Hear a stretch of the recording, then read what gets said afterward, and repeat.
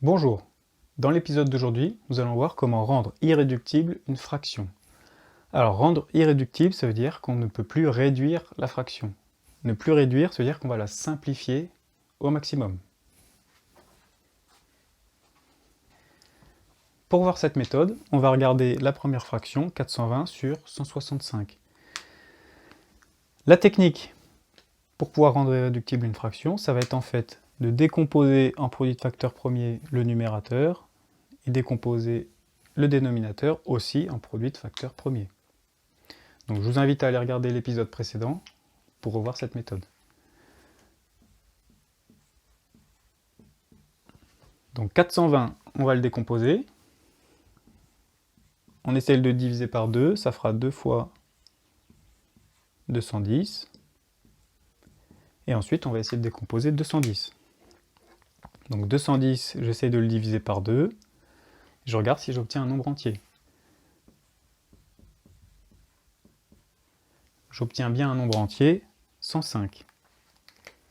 Il va maintenant falloir que j'essaye de décomposer ce 105. Donc j'essaye de diviser 105 par 2. Je vois que ça me donne un nombre décimal. Donc je vais essayer de le diviser par 3.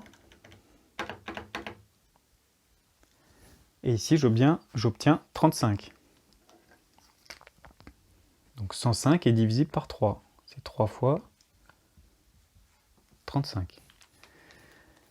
Je vais maintenant devoir décomposer le 35. Donc j'essaye de le diviser par 2, j'obtiens un nombre décimal. J'essaye de le diviser par 3, j'obtiens un nombre décimal. Je vais essayer de le diviser par 5. Et j'obtiens 7. 7, c'est un nombre entier, donc ici 5 est bien un diviseur de 35. Il se trouve que 7, c'est aussi un nombre entier, un nombre premier. Donc au final, j'ai réussi à écrire une multiplication dans laquelle il n'y a que des nombres premiers. Donc ça s'appelle la décomposition en produit de facteur premier. Et j'ai terminé. Je pense bien à vérifier avec ma calculatrice.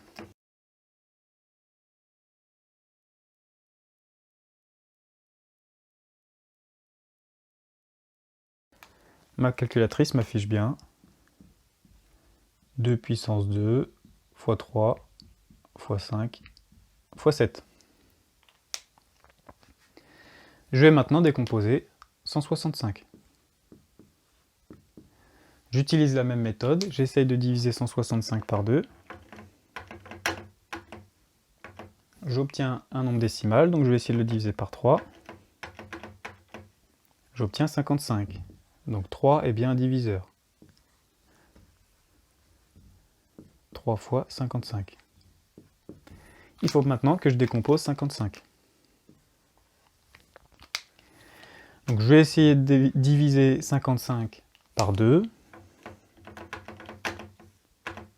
J'obtiens un nombre décimal, donc ça ne fonctionne pas. Je vais essayer de diviser par 3. J'obtiens aussi un nombre décimal, donc je vais essayer de le diviser par 5.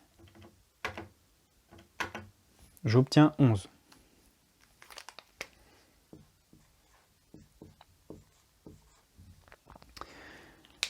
Donc il se trouve que 11 c'est aussi un nombre premier, donc ici j'ai ma décomposition. Je pense à vérifier à la calculatrice.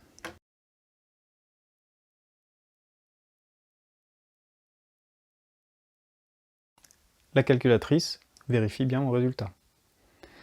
Une fois qu'on a fait cette décomposition, il va falloir qu'on réécrive la fraction de départ, mais avec les décompositions qu'on a trouvées.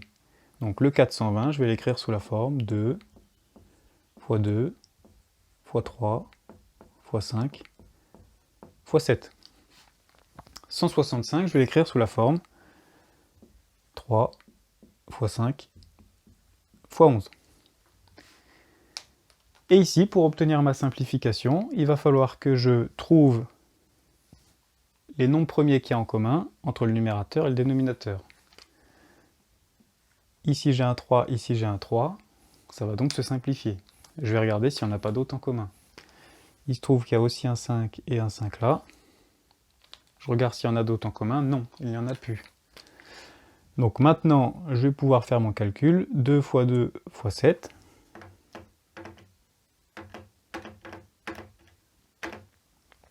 Ça me donne 28. Ici, il me reste que le 11.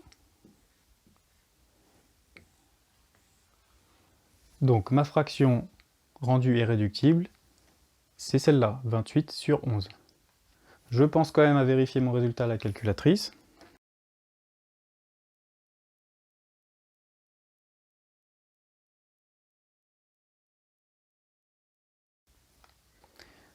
Elle m'indique bien le même résultat, donc j'ai terminé. On va essayer maintenant de rendre irréductible cette fraction-là, 315 sur 273. Donc mettez la vidéo sur pause, essayez de le faire, et quand vous avez terminé, vous remettez play pour avoir la correction. La technique ici, c'est de décomposer le numérateur et le dénominateur en produit de facteurs premiers. Donc on va devoir décomposer d'une part 315, et décomposer 273 d'autre part. Pour ça, on utilise la méthode en utilisant la calculatrice et la liste des nombres premiers. On va essayer de diviser 315 par 2. On n'obtient pas un nombre entier, donc 2 ne sera pas diviseur. Donc je vais essayer avec 3. J'obtiens 105. Ça veut dire que 3 est un diviseur de 315. Je vais maintenant essayer de décomposer 105. Donc je vais essayer de le diviser par 2. C'est un nombre décimal. Moi je cherche un nombre entier, donc je vais essayer avec 3. Ici j'obtiens 35, donc ça fonctionne.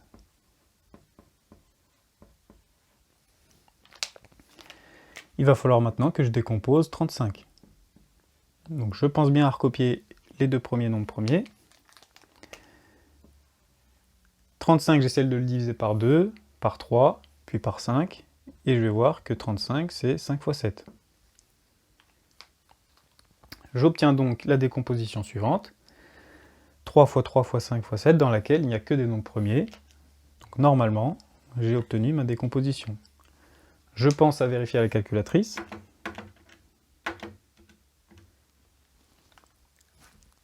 Donc la calculatrice m'affiche 3 puissance 2 fois 5 fois 7, ce qui est bien la même chose. Je vais pouvoir maintenant décomposer 273. J'essaye de diviser 273 par 2. J'obtiens un nombre décimal, donc ça ne marche pas, je vais essayer avec 3. J'obtiens 91, donc le 3 fonctionne. 3 est bien un diviseur de 273. Il faut maintenant que je décompose 91. J'essaye de le diviser par 2. C'est pas un nombre entier. Donc j'essaye avec 3. J'obtiens pas un nombre entier, donc j'essaie avec 5. Toujours pas un nombre entier, j'essaie avec 7. Et là j'obtiens 13. Ça veut dire que 7, c'est un diviseur de 91. Et 273, je peux l'écrire sous la forme 3 fois 7 fois 13. Il se trouve qu'ici, c'est 3 nombres premiers, donc normalement, ma décomposition est terminée. Je vérifie à la calculatrice.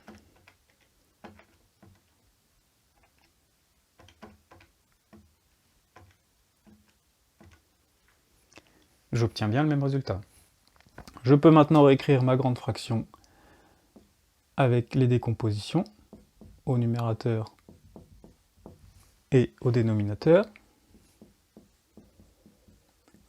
Et je vais maintenant chercher les facteurs communs. 3, 7. Alors ici, un 3, j'en ai un seul en bas et j'en ai deux au numérateur. Donc je peux en barrer qu'un seul au numérateur, puisque j'en barre un seul au dénominateur.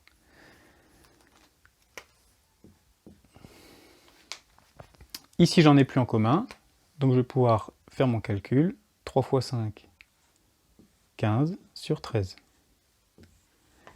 Je pense quand même à vérifier mon résultat.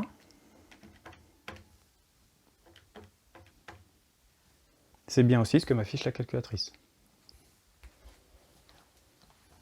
Dans ce dernier exemple, on va essayer de voir un cas un peu particulier. 12 divisé par 60, 12 soixantièmes, et on va essayer de la rendre irréductible. La méthode, c'est toujours la même. Il faut décomposer le numérateur, décomposer le dénominateur. Alors 12, c'est 2 fois 6, et 6, c'est 2 fois 3. Ici, on a notre décomposition. 60, c'est 2 fois 30. Donc 2 fois 2 fois 15. 2 fois 2 fois 3 fois 5. Ici aussi, on a notre décomposition. On va pouvoir écrire la fraction avec les décompositions qu'on a obtenues.